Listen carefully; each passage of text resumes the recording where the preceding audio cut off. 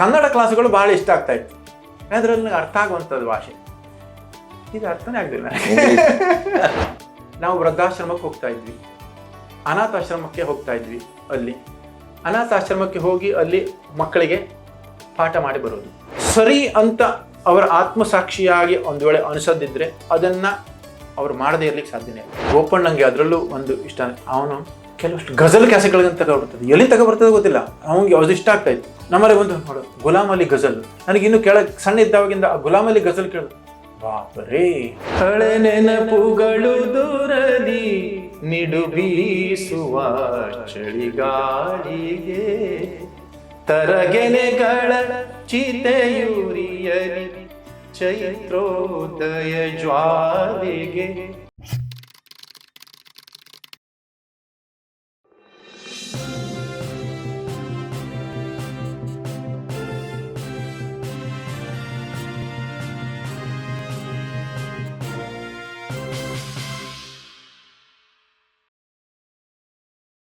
ಇನ್ನೊಂದು ಸುತ್ತಿಗೆ ಹೋಗ್ಬೇಕಂದ್ರೆ, ಈಗ ನಾನು ಇಲ್ಲಿಂದ ಕೆನಡಾಕ್ಕೆ ಹೋದಾವಾಗ ಅಲ್ಲಿ ಒಂಥರ ಬ್ರಹ್ಮಸೃಷ್ಟಿ ನಮ್ಮದನ್ನು ನಾವು ನಮ್ಮ ಸಲುವಾಗಿ, ಅದು ಬ್ರಹ್ಮಸೃಷ್ಟಿನೇ. ಅಲ್ಲಿ ವ್ಯವಸ್ಥೆ ಇರ್ತದೆ, ಅದಕ್ಕೆ ನಾವು ಒಗ್ಗಿಕೊಳ್ಬೇಕು, ಹೊಂದ್ಕೊಳ್ಬೇಕು, ಅದರಲ್ಲಿ ನಾವು ಸಮನ್ವಯಗೊಳ್ಬೇಕು. ಅಥವಾ ಅದು ಒಂದು ಒಳ್ಳೆಯ ಅವಕಾಶ, ನಮ್ಮನ್ನು ನಾವು ಏನು ಹೇಳೋದನ್ನು ಇಂಟ್ರೋಸ್ಪೆಕ್ಷನ್ ಮಾಡಿಕೊಂಡು ನಾವು ಎಲ್ಲಿ ಇಲ್ಲಿ ಒಗ್ಗುತ್ತೇವೆ, ಎಲ್ಲಿ ನಮ್ಮ ಹತ್ರ ಸಾಧ್ಯವಾಗ್ತೇವೆ, ಅದನ್ನು ಒಂದು ಬಹಳ ಧನಾತ್ಮಕವಾಗಿ ನನಗೆ ಒಂದು ಅನುಭವ ಕೊಟ್ಟಂಥ ಒಂದು ಜಾಗ. ಹಾಗಾಗಿ ನನ್ನನ್ನೇ ನಾನು ಅನಾವರಣಗೊಳಿಸ್ಕೊಳ್ಳೋಂಥ ಒಂದು ಅವಕಾಶ ಅದು. ಹಾಗೆ ನಾನು ಬಹಳಷ್ಟು ಅಲ್ಲಿ ಉಪಯೋಗಿಸ್ಕೊಂಡೆ. ಈ ಎಲ್ಲ ಸಂಗೀತದ ಅನುಭವಗಳನ್ನು ನಾನು ಎಲ್ಲಿ ಪಡ್ಕೊಂಡಿದ್ನ ಅದನ್ನು ನಾನು ಅಲ್ಲಿ ಬೆಳೆಸ್ಕೊಳ್ಳಲಿಕ್ಕೆ ನನಗೆ ಭಾಳಷ್ಟು ಅನುಕೂಲ ಆಯಿತು. ನಾನು ಈ ಮೊದಲೇ ಹೇಳ್ದಂಗೆ ಭಾವಗೀತೆ ಅಥವಾ ಭಕ್ತಿಗೀತೆ ಇದು ನನಗೆ ಬಹಳ ಆಕರ್ಷಣೀಯವಾಗಿ ನನಗೆ ಕಾಣ್ತಾ ಇತ್ತು. ಭಾವಗೀತೆ ಯಾಕೆಂದರೆ ನನಗೆ ಅದು ಭಾವಗೀತೆ ಮೊದಲಿಂದನೂ ಒಂದು ಇಷ್ಟವಾದದ್ದು, ನಮ್ಮ ಮನಸ್ಸಿಗೆ ಒಂಥರ ಸ್ಪಂದಿಸುವಂಥದ್ದು. ಅವಾಗೆಲ್ಲ ಮಾತ್ರ ಮೈಸೂರಾನಂದ ಸ್ವಾಮಿ ಅವರದ್ದು ಇವರದ್ದೆಲ್ಲ ಭಾವ ಸಂಗಮ ಕ್ಯಾಸೆಟ್ಟು ಇದೆಲ್ಲ ಅವಾಗ ಮಾತ್ರ ಬರ್ತಾಯಿತ್ತು, ಕ್ಯಾಸೆಟ್ ಬರ್ತಾಯಿತ್ತು. ಗೋಪಣ್ಣಂಗೆ ಅದರಲ್ಲೂ ಒಂದು ಇಷ್ಟ, ಅವನು ಕೆಲವಷ್ಟು ಗಜಲ್ ಕ್ಯಾಸೆಟ್ಗಳನ್ನ ತಗೊಬರ್ತದೆ, ಎಲ್ಲಿ ತಗೊಬರ್ತದೆ ಗೊತ್ತಿಲ್ಲ, ಅವನಿಗೆ ಅದು ಇಷ್ಟ ಆಗ್ತಾ ಇತ್ತು. ನಮ್ಮಲ್ಲಿ ಒಂದು ನೋಡು ಗುಲಾಮ್ ಅಲಿ ಗಜಲ್, ನನಗಿನ್ನೂ ಕೆಳಗೆ ಸಣ್ಣ ಇದ್ದಾವಾಗಿಂದ ಆ ಗುಲಾಮ್ ಅಲಿ ಗಜಲ್ ಕೇಳಿದ್ರು, ಬಾಪರೇ ಯಾವ ನಮ್ನಿ ಹಾಡ್ತಾರೆ ಇವರು ಅಂತೇಳಿ. ಅಂದರೆ ಆ ಒಂದು ಗಜಲ್ ಅವರ ಹಾಡುವ ಒಂದು ಮೆಹದಿ ಹಸನದ ಗಜಲ್, ಜಗದೀಶ್ ಸಿಂಗ್ ಅವರದ್ದು ಗಜಲ್, ಅವರನ್ನೆಲ್ಲ ಎಷ್ಟೊಂದು ಗಜಲ್ಗಳು ಗೋಪಣ್ಣನ ಮೂಲಕವಾಗಿ ಆವಾಗ ನಮಗೆ ಯಾವುದೊಂದು ಟೇಪ್ ರೆಕಾರ್ಡರ್ ಇರ್ತಾಯಿತ್ತು, ಅದನ್ನು ತಗೊಂಬಂದು ಹಚ್ತಾ ಇದ್ದ. ಆಗ ನಮ್ಮಲ್ಲಿ ಟೇಪ್ ರಿಕಾರ್ಡರ್ ಇರಲಿಲ್ಲ. ನಮ್ಮಲ್ಲಿ ಟೇಪ್ ರಿಕಾರ್ಡರ್ ಬಹುಶಃ ಕಡೆವರೆಗೂ ಟೇಪ್ ರಿಕಾರ್ಡರ್ ಬರಲಿಲ್ಲ. ನಮ್ಮ ತಂದೆಯವರಿಗೆ ರೇಡಿಯೋ ಇತ್ತು, ರೇಡಿಯೋ ಸಣ್ಣದು ಹೋಗಿ ದೊಡ್ಡ ತಗೊಂಬಂದಿದ್ರು, ಅದು ರಿಪೇರಿ ಆಗದಾಗ ಮತ್ತು ದೊಡ್ಡದೇ ತಗೊಂಬಂದಿಟ್ಟಿದ್ರು. ಬಟ್ ಟೇಪ್ ರಿಕಾರ್ಡರ್ ಯಾಕೋ ಅವರಿಗೆ ಅನುಕೂಲ ಆಗಲಿಲ್ಲ ಅನ್ನೋ ಅಂದ್ಕೊಳ್ತೇನೆ ಬಹುಶಃ ಆ ಸಮಯದಲ್ಲಿ. ಬಟ್ ಅವರು ಅದನ್ನು ಇಲ್ಲಾಗಿತ್ತು. ಬಟ್ ಗೋಪಣ್ಣಂಗೆ ಆವಾಗ ಇದಿತ್ತು, ಗೋಪಣ್ಣದೊಳಗೆ ಅವನಿಗೆ ಗಜಲೆಲ್ಲ ಕೇಳಿದೆ. ನನಗೆ ಆ ಗಜಲ್ ಕೇಳುವ ಒಂದಿಷ್ಟು ಪರಿಣಾಮಗಳೆಲ್ಲ ಅಂದರೆ ನೆನಪಾಗ್ತವೆ ಈಗಲೂ. ಅಫ್ಕೋರ್ಸ್ ನಾನು ಕೇಳ್ತಾ ಇರ್ತೇನೆ, ಒಳ್ಳೆಯ ಸಂಗೀತವನ್ನು ಕೇಳ್ತೇನೆ. ಅಂದರೆ ಈ ಕೇಳೋಕೆ ನಮ್ಮ ಒಂದು ಅನುಭವ, ಈ ಮನೆಯಲ್ಲಿನ ಈ ವಾತಾವರಣದಲ್ಲಿನ ಒಂದು ಕೊಡುಗೆ. ಈಗ ಅಂದರೆ ಒಳ್ಳೆಯದನ್ನು ಕೇಳಿದ್ದೇವೆ, ಒಳ್ಳೆಯ ಅಭಂಗಗಳನ್ನು ಕೇಳಿದ್ದೇವೆ, ಒಳ್ಳೆಯ ಗಜಲ್ಗಳನ್ನು ಕೇಳಿದ್ದೇವೆ, ಒಳ್ಳೆಯ ಶಾಸ್ತ್ರೀಯ ಸಂಗೀತವನ್ನು ಕೇಳಿದ್ದೇವೆ, ಒಳ್ಳೆಯ ಭಾವಗೀತೆಗಳನ್ನು ಕೇಳಿದ್ದೇವೆ ಇದು ಅಕ್ಕನ ಮೂಲಕವಾಗಿ. ಅಂದರೆ ಈ ಒಂದು ಕೇಳುವಿಕೆ ಇದೊಂದು ಸಂಸ್ಕಾರ. ಈಗ ನನ್ನ ಈಗ ಒಂದು ನನ್ನನ್ನು ನಾನು ಸಂಸ್ಕರಣೆ ಮಾಡ್ಕೊಳ್ಳಲಿಕ್ಕೆ ಅದೊಂದು ಮುಂದೆ ಒಳ್ಳೆಯದಾಯಿತು. ಅದು ಒಳ್ಳೆಯ ಅನುಭವವನ್ನು ಕೊಡ್ತು, ಅಥವಾ ಒಂದು ಫೌಂಡೇಶನ್ ಕೊಡ್ತು. ಅದು ನನ್ನ ಸಣ್ಣಕ್ಕ ಮೊದಲೇ ಹೇಳ್ದಂಗೆ ಬಹಳಷ್ಟು ಭಾವಗೀತೆಗಳನ್ನು ಕಂಪೋಸ್ ಮಾಡಿ ಹಾಡ್ತಾ ಇದ್ದು. ಅದನ್ನು ಸಹ ಅದೇ ಮೈಸೂರಾನಂದ ಸ್ವಾಮಿ ಅವ್ರದ್ದು, ಅಶ್ವಥ್ ಅವ್ರದ್ದು, ಅವಾಗ ಕಸ್ತೂರಿ ಶಂಕರ್ ಅವರದ್ದು, ಅಥವಾ ಬಹಳಷ್ಟು ಕಲಾವಿದರನ್ನು ಇದು ಕೇಳ್ತಾ ಇದ್ವಿ. ನಮ್ಮ ರತ್ನಮಾಲಾ ಪ್ರಕಾಶ್ ಅವರದ್ದು, ಅವರದನ್ನೆಲ್ಲ ಭಾವಗೀತೆಗಳು, ಬಿ ಆರ್ ಛಾಯಾ ಅವರದ್ದು, ಇವರದನ್ನೆಲ್ಲ ಬಹಳಷ್ಟು ಕೇಳ್ತಾ ಇದ್ವಿ ಅವಾಗ. ಐ ಥಿಂಕ್ ಜಯಶ್ರೀ ಅರವಿಂದ್ ಅವರು ಅವಾಗ ಕಂಪೋಸ್ ಮಾಡ್ತಾಯಿದ್ರು, ಅವರದ್ದು ಅಂತೇಳಿ ಅವ್ರಿಗೆ ಗೊತ್ತಿರಲಿಲ್ಲ. ಮತ್ತು ಆಮೇಲೆ ಮುಂದೆ ನಾನು ಕೆನಡಾದಲ್ಲಿ ಅವರನ್ನು ವೈಯಕ್ತಿಕವಾಗಿ ಭೇಟಿಯಾದೆ. ಅವರ ಬಹಳಷ್ಟು ಕಂಪೋಸ್ಗಳು ಇದು ನಿಮ್ಮದ ಅಂತೇಳಿ ಕೇಳಿದ ಒಂದಷ್ಟು ಭಾವಗೀತೆಗಳು ಇದ್ದಾವೆ. ಬಹಳಷ್ಟು ಒಂದು ಇಷ್ಟವಾದಂಥ ಒಂದು ಭಾವಗೀತೆ ಅಂದರೆ ಇದು ಬಿ ಆರ್ ಛಾಯಾ ಅವಳು ಒಂದು ಹಾಡಿದ್ದು ಇದೆ. ಹಳೆ ನೆನಪುಗಳು ದೂರಲಿ ನಿಡು ಬೀಸುವ ಚಳಿಗಾಳಿಗೆ ತರಗೆಲೆಗಳ ಚಿತೆಯುರಿಯಲಿ ಚೈತ್ರೋದಯ ಜ್ವಾಲೆಗೆ ಮಬ್ಬು ಕವಿದರೇನು ನಿನ್ನ ಹಬ್ಬಿದಿರುಳ ದಾರಿಗೆ ನಡೆ ಮುಂದಕ್ಕೆ ಧೈರ್ಯದಿಂದ ಅರುಣೋದಯ ತೀರಕ್ಕೆ ಅರುಣೋದಯ ತೀರಕ್ಕೆ. ಇದೆಲ್ಲ ಒಂದಿಷ್ಟು ಭಾವಗೀತೆಗಳು ನಮಗೆ ಸ್ಫೂರ್ತಿ ಕೊಡುವಂತಹ ಒಂದಿಷ್ಟು ಭಾವಗೀತೆಗಳಾಗಿ ನನ್ನಲ್ಲಿ ಉಳ್ಕೊಂಡಿದ್ದಾವೆ. ಇದು ನಮಗೆ ನಾಸ್ಟಾಲಜಿಯಾ ಅಂತೇಳಿ ಅನಿಸ್ಬೋದು, ಅದು ಒಂದು ಭಾಗವಾದರೆ ಇದು ಚಿರನೂತನವಾಗಿ ನಮಗೆ ಸ್ಫೂರ್ತಿ ಕೊಡುವಂತಹ ಒಂದಿಷ್ಟು ಹಾಡುಗಳು, ಅದನ್ನು ಬರೆದು ಪುಣ್ಯಾತ್ಮರು ನಮಗೆ ಸದಾಕಾಲ ಉಳಿಸಿ ಹೋಗಿದ್ದಾರೆ. ಇದನ್ನು ಸಂಸ್ಕಾರ ನಾನು ಪಡ್ಕೊಂಡಿದ್ದು ಆದರೆ ನನ್ನ ಅಕ್ಕನಿಂದ ಅಥವಾ ನನ್ನ ಕೆಲವು ಮಿತ್ರರಿಂದ. ನನ್ನ ಮಿತ್ರರು ಆವಾಗ ನಾವು ಭಾವಗೀತೆ ತುಂಬ ಕೇಳ್ತಾ ಇದ್ವಿ. ಒಂದು ದಿನಾಳದಾಗ ನನ್ನ ರವಿ ಭಟ್ ಅಂತೇಳಿ ಮತ್ತು ಬಾಲು ಅಂತೇಳಿ, ಈಗ ಅವನು ಆಸ್ಟ್ರೇಲಿಯಾದಲ್ಲಿದ್ದಾನೆ.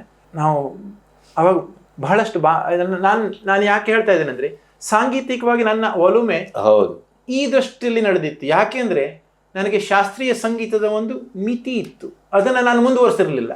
ಆದರೆ ಸಂಗೀತದ ಆ ಸೀಮಿತವನ್ನು ನಾನು ಈ ಕಡೆಗೆ ಬಳಸ್ಕೊಂಡು ಈ ಕಡೆ ಹೋಗ್ತಾ ಇದ್ದೆ. ಅಂದರೆ ಭಾವಗೀತೆನೋ ಭಕ್ತಿಗೀತೆನೋ ಅಥವಾ ಲಘು ಸಂಗೀತದ ಕಡೆಗೆ ನನ್ನ ಒಲವು ನಾನು ಈ ವಯಸ್ಸಿನಲ್ಲಿ ನಾನು ಉಪಯೋಗಿಸ್ಕೊಳ್ತಾ ಇದ್ದೆ. ನಾನು 2ನೇ PUC ಮುಗಿದ ಮೇಲೆ ತಂದೆಯವರಿಗೆ, ಅಂದರೆ ಮುಗಿಸದೆ ಇದ್ದ ಮೇಲೆ ತಂದೆಯವರಿಗೆ ಅನಿಸ್ತು ಇವನನ್ನು ಮತ್ತೆ ಎಲ್ಲಾದರೂ ದಡ ಸೇರಿಸಬೇಕು ಅಂತೇಳಿ. ಆವಾಗ ನನ್ನನ್ನು ಅವರು ಕಟ್ಕೊಂಡು ತಿರುಗಿದ್ರು ಎಲ್ಲ ಡಿಪ್ಲೊಮಾ ಶಾಲೆಗಳಿಗೆ, ಕಾರವಾರಕ್ಕೆ, ಅಲ್ಲಿ ಇಲ್ಲಿ. ಯಾಕೆಂದರೆ ನನಗೆ ಇದ್ದ ಕ್ವಾಲಿಫಿಕೇಷನ್ ಆಗಿ SSLC ಇದೆ. SSLC ನಂದು ಫಸ್ಟ್ ಕ್ಲಾಸ್ ಆಗಿದೆ, ಆದರೆ PUC ಅಲ್ಲಿ ಆಗಲಿಲ್ಲ. ಆ PUC ನನಗೆ ಎಂಜಿನಿಯರಿಂಗ್ ಹೋಗುವ ಆ ಒಂದು ಅವಕಾಶ ನಾನು ಕಳ್ಕೊಂಡೆ ಆವಾಗ. ಹಾಗಾಗಿ ಡಿಪ್ಲೊಮಾಕ್ಕೆ ಎಲ್ಲಾದರೂ ಸೇರಿಸ್ಬೇಕು. ಡಿಪ್ಲೊಮಾ ಅನ್ನೋ ಒಂದು ಉದ್ದೇಶ ಯಾಕೆ ಅಂತ ಕೇಳಿದ್ರೆ, ಅದಕ್ಕೂ ನಾನು ಹೇಳ್ತಾ ಇದ್ದೆ, ಮೊದಲು ನಮ್ಮಲ್ಲಿ TVS ಇತ್ತು, ಅದನ್ನು ಆ ರಿಪೇರಿಗಳ ನನಗೆ ಒಂದು ಕುತೂಹಲ ನನಗೆ ಇತ್ತು ಮೊದಲು. ಅಥವಾ ಯಾವುದೇ ಒಂದು ಉಪಕರಣಗಳು ನನಗೆ ಅವ್ರಿಗೆ ಅನಿಸ್ತಿತ್ತ, ನಾವು ಅಷ್ಟಲ್ಲ ಇವನು ಮೆಕ್ಯಾನಿಕ್ ಕಡೆಗೆ ಹೋದರೆ ಇನ್ಯಾರು ಮಾಡಬಹುದು ಅಂತ, ಆಸಕ್ತಿಯಲ್ಲಿ ಇದ್ದಂಗಿದೆ ಅಂತೇಳಿ ಅವ್ರಿಗೆ ಅನಿಸ್ತಾ ಇತ್ತಾನೆ. ಇನ್ನೊಂದು ಮತ್ತೆ ಅದು ಸ್ವಲ್ಪ ಆದಾಯ ತರುವಂತಹ ಒಂದು ಪ್ರೊಫೆಷನ್ ಆವಾಗಿನ ಕಾಲ. ಈಗ ಆವಾಗ ಶಿಕ್ಷಕರ ವೃತ್ತಿಗೆ ಡಿಮಾಂಡ್ ಇರಲಿಲ್ಲ. ಡಿಮಾಂಡ್ ಅನ್ನೋದಕ್ಕಿಂತ ಆದಾಯ ಕಡಿಮೆ, ಸಮಾಧಾನಕರವಾಗಿ ಇರಲಿಲ್ಲ. ಗೌರ್ಮೆಂಟ್ ಜಾಬ್ ಕಷ್ಟ, ಪ್ರೈವೇಟ್ ಸಂಬಳ ಕೊಡೋದಿಲ್ಲ. ನಾನು ತಗೊಂಡು ಸುಮಾರು ಡಿಪ್ಲೊಮಾ ಕಾಲೇಜ್ಗಳು, ಸಾಗರ, ಕಾರವಾರ, ಅಲ್ಲಿ ಇಲ್ಲಿ ಎಲ್ಲ ಕಡೆಗೆ ತಿರುಗಿದ್ರು. ಇವನಿಗೊಂದು ಅಂದರೆ ಅಪ್ಲಿಕೇಶನ್ ಹಾಕೊಳ್ಳಿ. ನನಗೆ ಅದು ಸಿಕ್ಕಿತ್ತು. ಆಮೇಲೆ ನನಗೆ ಅರಂಡಿ ಲೋಕೇಶ್ವರ್ ಮಾಸ್ತರ್ ಅವರು ಹೇಳಿದರು, ನೀನು NTTFಗೆ ಹಾಕ್ಕೊಳ್ಳಿ. ಆವಾಗ ತಂದೆಯವರು ಅದನ್ನು ಹೇಳ್ಕೊಂಡು NTTF ಹೇಳಿ ಏನೋ ಇದ್ದಡ ನೋಡೋದಿಲ್ಲ, ಹಾಕೋ ನೀನು ಹೇಳಿದ್ರು. ಹಂಗೆ ಆವಾಗ ಹಾಕಿದೆ NTTFಗೆ. ಅದು 1ನೇ ವರ್ಷ ನನಗೆ ಸಿಗಲಿಲ್ಲ, ಆದರೆ ಅದೇ ಥರದ್ದೇ ಟ್ರೈನಿಂಗ್ ಇನ್ಸ್ಟಿಟ್ಯೂಷನ್ನು ಗೌರ್ಮೆಂಟ್ ಇದ್ದಿತ್ತು, GTTC ಅಂತೇಳಿ. ನಾನು ಅಲ್ಲಿ ಹಾಕಿದೆ. ಆವಾಗ ಅಲ್ಲಿ ಅಕ್ಕನ ಮನೇಲಿ ಇದ್ದುಕೊಂಡು GTTC ಸಿಕ್ತು, ಅಲ್ಲಿ ಹೋದೆ ನಾನು. ಎಲ್ಲಿದು? ಬೆಂಗಳೂರಲ್ಲಿ. ಅಲ್ಲಿ ಎಂಟ್ರೆನ್ಸ್ ಎಕ್ಸಾಮ್ ಇರ್ತಿತ್ತು, ಅಲ್ಲಿ ಹೋದೆ. ಅಲ್ಲಿ ಹೋದ್ಮೇಲೆ ನಾನು ಫಸ್ಟ್ ಇಯರ್ ಒಂದ್ಸಲ ಟ್ರೈ ಮಾಡಿದ್ದೆ, ಸಿಗಲಿಲ್ಲ. 2ನೇ ವರ್ಷ ನಾನು ಟ್ರೈ ಮಾಡಿದೆ, ಆವಾಗ ಅಲ್ಲಿ ಸಿಕ್ತು. ಹಂಗೆ ಸಿಕ್ಕಿದವಾಗ ನಾನು ಆ್ಯಕ್ಚುಲಿ PUC ಫಸ್ಟ್ ಇಯರ್ ಇದ್ದಾಗ ಒಂದ್ಸಲ ಟ್ರೈ ಮಾಡಿದ್ದೆ, ಒಂದ್ಸಲ ಅಲ್ಲಿ ಸಿಗಲಿಲ್ಲ. ಆಮೇಲೆ ಆವಾಗ ಅದೇ ವರ್ಷ NTTFನೂ ಟ್ರೈ ಮಾಡಿದೆ. NTTF ಅದು ಪ್ರೈವೇಟು, ಬಟ್ ಅಲ್ಲಿ ಟ್ರೈನಿಂಗ್ ಎಲ್ಲ ಫ್ರೀ. ಅವ್ರದ್ದು ಎಂಟ್ರೆನ್ಸ್ ಎಕ್ಸಾಮ್ ಇರ್ತಾ ಇತ್ತು. ನನಗೆ ಎಂಟ್ರೆನ್ಸ್ ಎಕ್ಸಾಮಲ್ಲಿ ಪಾಸ್ ಆಯಿತು. ಆವಾಗ ನನಗೆ ಅಲ್ಲಿ ಅವರದ್ದು ಆ್ಯಪ್ಟಿಟ್ಯೂಡ್ ಟೆಸ್ಟ್ ಎಲ್ಲ ಇತ್ತು, ಅಲ್ಲಿ ಪಾಸ್ ಆಯಿತು. ನಾನು NTTF ಸಿಕ್ತು. ಅಲ್ಲ ಆವಾಗ ಹಾಸ್ಟೆಲಲ್ಲಿ ಇರಬೇಕು ಕಂಪಲ್ಸರಿ, 4 ವರ್ಷ ನೀವು ಹಾಸ್ಟೆಲಲ್ಲಿ ಇರಬೇಕು. ಒಟ್ಟು ಅದು 5 ವರ್ಷದ ತರಬೇತಿ. ಆಗ ಅಲ್ಲಿ GTTCಯಿಂದ ಮತ್ತು ಆಮೇಲೆ ಇಲ್ಲಿ NTTFಗೆ ಬಂದೆ. ಆವತ್ತು ನನಗೆ ದೊಡ್ಡ ಭಾವ ಮತ್ತು ಗೋಪಣ್ಣ ನನ್ನ ಹಾಸ್ಟೆಲಿಗೆ ಬಿಡ್ಲಿಕ್ಕೆ ಬಂದಿದ್ರು. ನಾನು ಆವಾಗ ಅವ್ರು ನನಗೆ ಹಾಸಿಗೆ ಗೀಸಿಗೆ ಎಲ್ಲ ತಗೊಬಂದು ಅಲ್ಲಿ ಹಾಸ್ಟೆಲ್ ಸೇರಿಸೋಗಿದೆ. ಆವತ್ತು ನಾನು ಹತ್ತಿದ್ದೇನೆ ಅಂದರೆ ಅಷ್ಟಿಲ್ಲ ಆವಾಗ. ಆದರೆ ಹಾಸ್ಟೆಲ್ ಲೈಫ್ ನಾನು ಫಸ್ಟ್ ಟೈಮ್ ನಾನು ಹೋಗೋದು. ಹಾಸ್ಟೆಲಲ್ಲಿ ಸೇರಿದೆ. ಅಲ್ಲಿ ಕಲ್ಚರಲ್ಲಿ ನಾನು ಅಲ್ಲಿ ನನಗೆ ತೊಡಗಿಸ್ಕೊಂಡೆ. ಅದಕ್ಕೆ ಅಲ್ಲಿ ನಮ್ಗೆ ಹಾರ್ಮೋನಿಯಂ ಇತ್ತು, ತಬಲಾ ಇತ್ತು. ಕಲ್ಚರಲ್ಲಿ ನಾನು ಭಾಳ ಎಂಜಾಯ್ ಮಾಡ್ತಾಯಿದ್ದೆ. ಅಫ್ಕೋರ್ಸ್ ಅದ್ರ ಜೊತೆಗೆ ನಮ್ಮ ಟ್ರೈನಿಂಗ್ ಎಲ್ಲ ನಡೀತಾ ಇತ್ತು.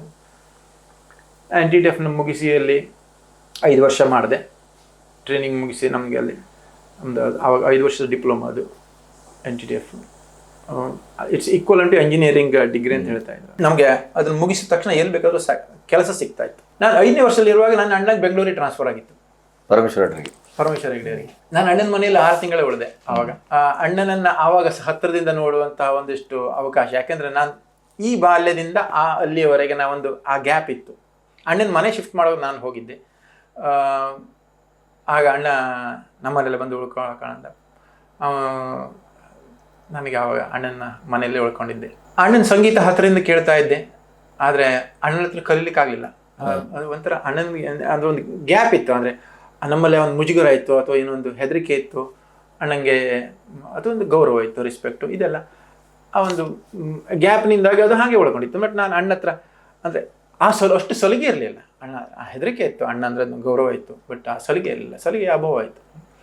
ಬಟ್ ಇವಾಗಲೂ ಹಾಗೆ ಅಣ್ಣನ ಕಂಡ್ರೆ ಅದು ಭಯ ಗೌರವ ಎಲ್ಲ ಇದೆ. ಆದರೆ ಹೌದು, ಅಣ್ಣನೇ ಅವನೀಗ. ಅದೇ ರೀತಿ ಅಣ್ಣನ ಲಲಿತಕ್ಕ ಮತ್ತು ಅಣ್ಣ ಅವರ ಊಟವನ್ನು ನೋಡ್ಕೊಂಡು ನಾನು ಗೌರವಕ್ಕ ಇಬ್ಬರು ಅಲ್ಲೇ ಇದ್ವಿ, ಅಣ್ಣನ ಮೇಲೆ ಇದ್ವಿ. ಮತ್ತು ಕಡೆ ನಾನು ಗೌರವಕ್ಕ ಅಂದರೆ ಮತ್ತೆ ಆ ಪಾಪ ಅವರಿಗೂ ಅಣ್ಣನ ಸ್ಕೂಲು ಮತ್ತು ಸ್ಕೂಲ್ನ ಸಂಬಳ ಬೇರೆ, ಹಾಗಾಗಿ ನಾನು ಗೌರಕ್ಕ ಕಡೆಗೆ ಬೇರೆ ಕಡೆಗೆ ರೂಮ್ ಮಾಡ್ಕೊಂಡು ಉಳಿದ್ವಿ. ನಾನು ಗೌರಕ್ಕನ ಮನೆಯಲ್ಲಿ ಉಳಿದೆ. ಅಲ್ಲಿಂದ ನಾನು ಮುಗಿಸಿ ನನಗೆ ಆಮೇಲೆ ಇವಾಗ ನನಗೆ ಅನಿಸ್ತಾ ಇತ್ತು, ನಾನು ಸಂಗೀತ ಕಲಿಬೇಕು, ನಾನು ಎಲ್ಲಿ ಹೋಗಿ ಕಲಿಬೇಕು ಕೇಳಬೇಕು ಅಂದರೆ ಪುಣೆಗೆ ಹೋಗ್ಬೇಕು. 2 ರೀತಿಯಿಂದ ನಮಗೆ ಯಾವುದಾದ್ರು ಒಂದೇ ಕೆಲಸ ಇಟ್ಕೊಂಡು ಹೋಗ್ಲಿಕ್ಕೆ ರೂಢಿ ಇಲ್ಲ, 2. ಯಾಕಂದರೆ ಒಂದು, ಪುಣೆಯಲ್ಲಿ ಆಟೋಮೋಟಿವ್ ಇಂಡಸ್ಟ್ರಿ ತುಂಬ ಸ್ಟ್ರಾಂಗ್ ಆಗಿದೆ. ಟಾಟಾದವರಾಗಲಿ, ಬಜಾಜ್ ಆಗಲಿ, ಬಜಾಜ್ ಟೆಂಪೋ ಮತ್ತು ಬಜಾಜ್ ಸ್ಕೂಟರು 2 ಅಲ್ಲೇ ಇತ್ತು. ಟಾಟಾದವರಿದ್ದರು, ಕಿರ್ಲೋಸ್ಕರ್ ಕಂಪನಿ, ಕೈನೆಟಿಕ್ ಹೊಂಡಾ, ಇವರೆಲ್ಲ ದೊಡ್ಡ ಇವರೆಲ್ಲ ಅಲ್ಲಿದ್ದರು. ಅದೇ ಕೆಲವಷ್ಟು ಕಂಪನಿಗಳು ಮದ್ರಾಸ್ನಲ್ಲೂ ಇತ್ತು, ಚೆನ್ನೈದಲ್ಲೂ ಇತ್ತು. ಬಟ್ ಚೆನ್ನೈಗಿಂತ ನಮಗೆ ಇಲ್ಲಿ ಸಂಬಳ ಸ್ವಲ್ಪ ಜಾಸ್ತಿ ಇತ್ತು ಆವಾಗ. ನನಗೆ ಈ 5 ವರ್ಷದಲ್ಲಿ ತಂದೆ ದುಡ್ಡು ಕಳಿಸ್ತಾ ಇದ್ರು, ಅವ್ರ ಹತ್ರ ಎಷ್ಟಾಗ್ತಾ ಇತ್ತೋ ಅಷ್ಟು ಕಳಿಸ್ತಾ ಇದ್ರು. ಅದು ನನಗೆ ತಂದೆಯವರು ನನ್ನ ವಿದ್ಯಾಭ್ಯಾಸಕ್ಕೆ, ನನಗೆ ವಿದ್ಯೆ ಕಲಿಸಿದ ತಂದೆ ಬುದ್ಧಿ ಕೊಡೋದ ಗುರುಗು ಅಂತೇಳಿ ನನಗೆ ವಿದ್ಯೆ ಕಲಿಸಿದ ತಂದೆ ಅವರು. ಅವರ ಜವಾಬ್ದಾರಿಯನ್ನು ಅವರು ಸಂಪೂರ್ಣವಾಗಿ ಮಾಡಿದ್ದಾರೆ, ಅವರ ಶಕ್ತಿಯಾನುಸಾರ ಮಾಡಿದ್ದಾರೆ.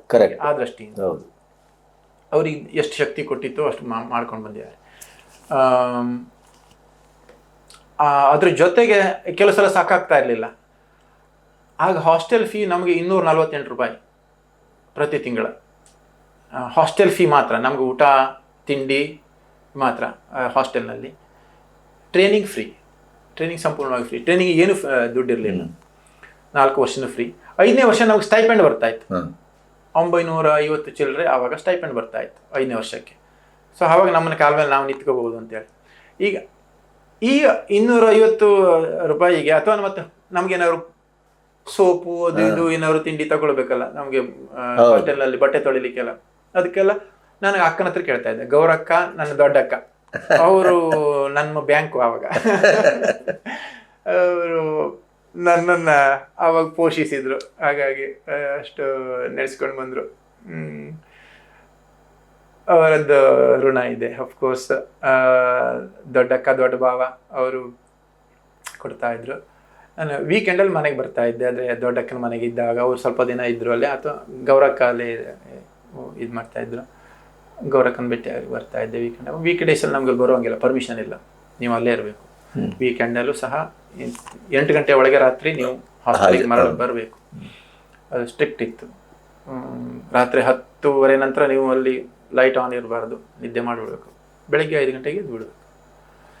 ಅಲ್ಲಿ ಆಡಲಿಕ್ಕೆ ತುಂಬ ಆಯಿತು, ಬಾಸ್ಕೆಟ್ಬಾಲು, ಕ್ರಿಕೆಟು, ಬ್ಯಾಡ್ಮಿಂಟನ್ನು, ಟೇಬಲ್ ಟೆನ್ನಿಸು ಎಲ್ಲದಿತ್ತು. ಅಲ್ಲಿ ನಮಗೆ ಒಂದು ಹೊರ ಜಗತ್ತಿನ ಒಂದು ಕಲ್ಪನೆ ನಮಗೆ ಸಿಕ್ತು. ಎಲ್ಲೂ ನಾನು ಇಂಗ್ಲೀಷ್ PUC-ನಲ್ಲಿ ನಾನು ಇಂಗ್ಲೀಷ್ ಮೀಡಿಯಮ್, ಈ ಸೆಕೆಂಡ್ ಸೈನ್ಸ್ನಲ್ಲಿ ಇಂಗ್ಲೀಷ್ ಮೀಡಿಯಮಲ್ಲಿ ಕಲಿಸ್ತಾರೆ. ನನಗೆ ಸೆಕೆಂಡ್ PUC-ನಲ್ಲಿ ಇಷ್ಟವಾದಂಥ ಕ್ಲಾಸುಗಳು ಯಾವುದಂತ ಕೇಳಿದ್ರೆ ಅವಧಾನಿಯರ ಕ್ಲಾಸ್, GS ಅವಧಾನಿ ಅವರದ್ದು ಭಾಳ ಚಂದ ಕಲಿಸ್ತಿದ್ರು. ವೀಣಾಕರ್ರದ್ದು ಅವರು ಹಾಗೆ ಭಾಳ ಚಂದ ಕಲಿಸ್ತಾ ಇದ್ರು. SD ಹೆಗ್ಡೆ ಸರ್ ಇದು ಭಾಳ ಚಂದ ಕಲಿಸ್ತಾ ಇದ್ರು ಅವರು. ಅಂದರೆ ನನಗೆ ಹೇಳೋದು ಕನ್ನಡ ಕ್ಲಾಸುಗಳು ಭಾಳ ಇಷ್ಟ ಆಗ್ತಾ ಇತ್ತು. ಅದರಲ್ಲಿ ನನಗೆ ಅರ್ಥ ಆಗುವಂಥದ್ದು ಭಾಷೆ. ಇದು ಅರ್ಥನೇ ಆಗಲಿಲ್ಲ ಸೈನ್ಸ್ ಕ್ಲಾಸ್ನಲ್ಲಿ ಬಾಕಿ ಅರ್ಥನೇ ಆಗಲ್ಲ. ಎಷ್ಟೊಂದು I mean with all due respects to ಎಲ್ಲ ಗುರುಗಳಿಗೂ ನನ್ನ ಆಸಕ್ತಿ ಈ ಕಡೆಗಿತ್ತು ಅಂತೇಳಿ ಹೇಳುವಂಥ ಒಂದು ವಿಷಯ. ಅಂದರೆ ಆದರೆ ನಾನು ಈಗ NT-ನಲ್ಲಿ ಹೋದವಾಗ ಅಲ್ಲಿ ನಾನು ಇಂಗ್ಲೀಷ್ ಮಾತಾಡೋದನ್ನ ಕಲೀಲೇಬೇಕಾಯ್ತು. ಯಾಕೆಂದರೆ ಹಾಸ್ಟೆಲ್ನಲ್ಲಿ ತಮಿಳು, ತೆಲುಗು, ಮಲಯಾಳಂ, ಹಿಂದಿ, ಮರಾಠಿ ಎಲ್ಲ ಹುಡುಗರು ಇರ್ತಾರೆ, ಭಾರತೀಯರು ಎಲ್ಲರೂ ಇರ್ತಾರೆ. ಹಾಗಾಗಿ ನನಗೆ ಅಲ್ಲಿ ಹಾಸ್ಟೆಲಿಗೆ ಹೋದಾಗ ಅಲ್ಲಿ ಇಂಗ್ಲೀಷ್ ಮೀಡಿಯಮ್, ಅಲ್ಲಿ ಇಂಗ್ಲೀಷ್ ಮಾತಾಡೋದು ಕಲಿದು ಅಲ್ಲಿ ಆಮೇಲೆ ಅದು ಒಂಥರ ಹೊರ ಜಗತ್ತಿನ ಪ್ರಪಂಚಕ್ಕೆ ಒಂಥರ ಇನ್ನೂ ಸ್ವಲ್ಪ ತೆರ್ಕೊಂಡೆ ನಾನು ಅಲ್ಲಿ. ಅಫ್ಕೋರ್ಸ್ ಎಲ್ಲದನ್ನು ಹತ್ತಿರದಿಂದ ಅಂತ ಬೇರೆ ಜಗತ್ತನ್ನು ಹತ್ತಿರದಿಂದ ನೋಡಿದೆ. ಅಂದರೆ ಇದು ಒಂಥರ ರೀತಿ ರಿವಾಜು ಹೊರಗಡೆಗೆ ಇರುತ್ತದಲ್ವಾ ಅಂತ ಹೇಳೋದಂಥ ಒಂದು, ಅಥವಾ ಇನ್ನೊಬ್ಬರ ಈಗ ನಮ್ಮ ಸಹಪಾಠಿಗಳ ಜೊತೆಗೆ ಇದ್ದು ಅವ್ರ ಜೊತೆಗೆ ಇದ್ದು ಹೀಗೆ ಒಂಥರ ನಾವು ಹೊಂದ್ಕೊಂಡು ಹೋಗುವಂತಹ ಒಂದು ಮತ್ತು ನನ್ನ ಸ್ವಲ್ಪ ಬೆಳವಣಿಗೆ ಆಯಿತು ಅಲ್ಲಿ. ಅದಕ್ಕೆ ನನಗೆ ಅಗೇನ್ ನನ್ನ ಮನೆಯ ವಾತಾವರಣ ಅದು ಸ್ಫೂರ್ತಿ ಕೊಡ್ತು. ಅಂದರೆ ಇಲ್ಲದೇ ಇದ್ದರೆ ಕೆಲವರಿಗೆ ಅದು ಇಷ್ಟ ಆಗೋದಿಲ್ಲ. ಈಗ ನಮ್ಮಲ್ಲಿ ನಾವು ಯಾವಾಗಲೂ ನಮ್ಮ ದೊಡ್ಡ ಕುಟುಂಬದಲ್ಲಿ ನೀವು ಒಬ್ಬರು ಮುಖ್ಯ ಅಲ್ಲ, ಎಲ್ಲರೂ ಮುಖ್ಯ. ಹೌದೌದು. ಆಮೇಲೆ ಒಬ್ಬರ ಮೇಲೆ ಕಾನ್ಸಂಟ್ರೇಟ್ ಮಾಡ್ತಾನೆ ಇರಲಿಲ್ಲ. ಇಲ್ಲ, ಹಾಗಾಗಿ ಅದು ನಮ್ಮಲ್ಲಿ ಅದು ಅದರ ಸಹಜವಾಗಿ ನಮಗೆ ಅದಕ್ಕೊಂದು ನೈಸರ್ಗಿಕವಾಗಿ ಅದು ಬಹಳ ಅನುಕೂಲ ಆಯಿತು. ಸಿಂಧುವಿನಲ್ಲಿ ನಾನೊಂದು ಬಿಂದು. ಹೌದು, ಇದಿಷ್ಟು ನಾವು ತಿಳ್ಕೊಂಡು ನಡೀಲಿಕ್ಕೆ ಮುಂದೆ ನನಗೆ ಅದೇ ಕಲ್ಚರಲ್ಲಿ ನಾನು ಅದರಷ್ಟೆಲ್ಲ ಬಳಸ್ಕೊಂಡು ಮತ್ತೆ NT-TF ಮುಗಿದ ಮೇಲೆ ನಾನು ಅಲ್ಲಿ ಸಂಗೀತಕ್ಕೆಲ್ಲ ಅವಕಾಶ ಇತ್ತು. ನಾವು ಹೇಗೆ ಅಂತ ಕೇಳಿದ್ರೆ ಅಲ್ಲಿ ನನ್ನ ಓವರ್ ಆಲ್ ಪರ್ಸನಾಲಿಟಿಗೆ ಒಂಥರ ಒಳ್ಳೆ ವಾತಾವರಣ ಇತ್ತು, ಪೂರಕವಾದಂಥ ಬಹಳಷ್ಟು ಅಂಶ ಇತ್ತು.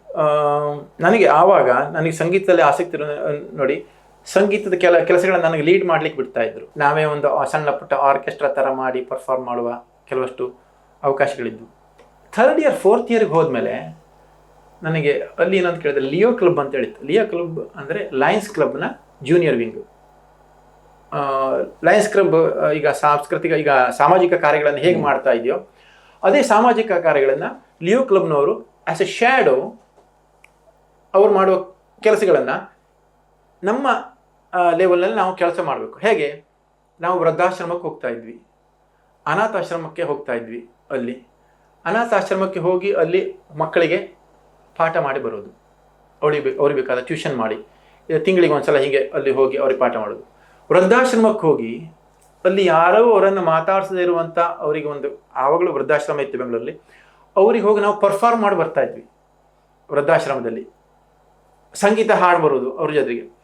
ಅವಾಗ ನಾವು ನಾಟಕ ಮಾಡ್ತಾ ಇದ್ವಿ, ನಾಟಕದಲ್ಲಿ ಸಂಗೀತ ನಾವು ಮಾಡ್ತಾ ಇದ್ವಿ. ಈ ಥರ ಒಂದಿಷ್ಟು ಎಕ್ಸ್ಪೋಷರ್ಗಳು ನಮ್ಮ NT-TFನಲ್ಲಿ ನನಗೆ ಅದು ಅನುಭವ ಆಯಿತು. ಅಲ್ಲಿ ಒಂಥರ ಒಂದು ನಮ್ಮ ವ್ಯಕ್ತಿತ್ವವನ್ನು ನೀವು ಸ್ವತಂತ್ರವಾಗಿ ಒಂದು ರೂಪಿಸ್ಕೊಳ್ಳೋದಕ್ಕೆ ನಮ್ಮ ಅಲ್ಲಿ ಸ್ವಲ್ಪ ಅವಕಾಶನೂ ಆಯಿತು. ಬೆಂಗಳೂರಿನಲ್ಲಿ ಅದು ಒಳ್ಳೆಯ ಅವಕಾಶ ಇತ್ತು ಆಗ. ಲಿಯೋ ಕ್ಲಬ್ಗಳಲ್ಲಿ ಭಾಗವಹಿಸಿ ನಮಗೆ ಒಂದು ಕೆಲವಷ್ಟು ಡಿಪಾರ್ಟ್ಮೆಂಟ್ಗಳ ಕೊಡ್ತಾಯಿದ್ರು.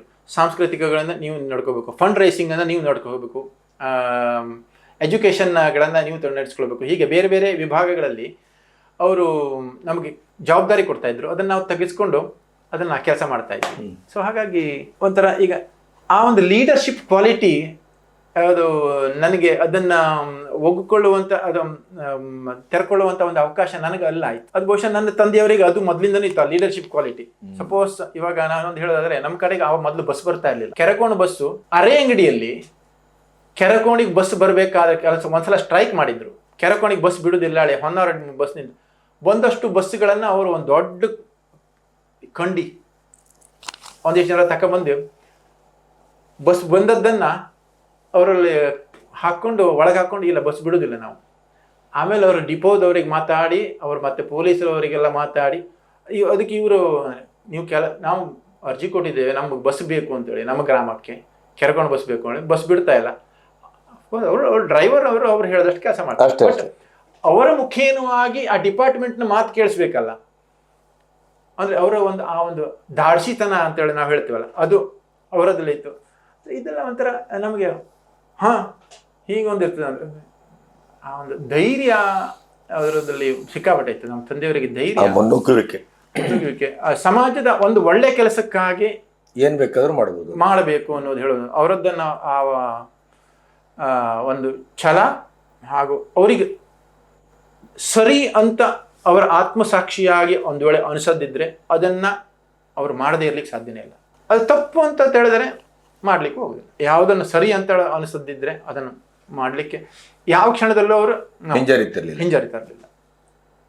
ಅದು ಅವರದ್ದು ಬಹಳ ಒಂದು ನಮಗೆ ಅದೊಂದು ಆದರ್ಶಪ್ರಾಯವಾದಂತಹ ಒಂದು ವಿಷಯ ಅವ್ರ ಹತ್ರ ನಾವು ನೋಡಿ ಕಲ್ತದ್ದು.